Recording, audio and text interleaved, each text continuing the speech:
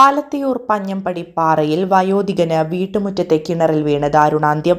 ഇന്ന് രാവിലെ 11:30ഓടെയാണ് സംഭവം. ആലത്തിയൂർ പഞ്ഞമ്പടി സുദർശന ക്ഷേത്രത്തിന് സമീപം താമസിക്കുന്ന മേലേപ്പാട്ട് ബാലകൃഷ്ണനാണ് മരണപ്പെട്ടത്. 74 വയസ്സായിരുന്നു. ബാലകൃഷ്ണനും സുഹൃത്തും തന്റെ വീടിന്റെ അറ്റകുറ്റപ്പണികൾ നടത്തവേ ബാലകൃഷ്ണൻ അബദ്ധവശാൽ വീട്ടുമുറ്റത്തെ ആഴമേറിയ കിണറ്റിൽ വീഴുകയായിരുന്നു.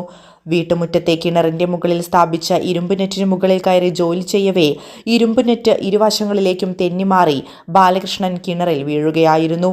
ഇരുമ്പ് നെറ്റും കിണറിൽ വീണതോടെ ഇയാൾ നെറ്റിനടിയിൽപ്പെട്ടു.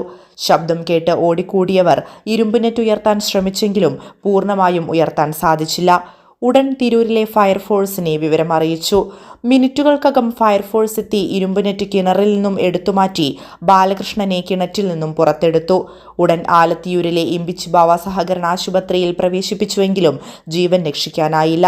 പോസ്റ്റ്മോർട്ടം ഉൾപ്പെടെയുള്ള മറ്റ് നടപടിക്രമങ്ങൾക്കായി ആലത്തിയൂർ ഇമ്പിച്ചിബാവ സഹകരണ ആശുപത്രിയിൽ നിന്നും മൃതദേഹം തിരൂർ ജില്ലാ ആശുപത്രിയിലേക്ക് മാറ്റി. News desk D4 News.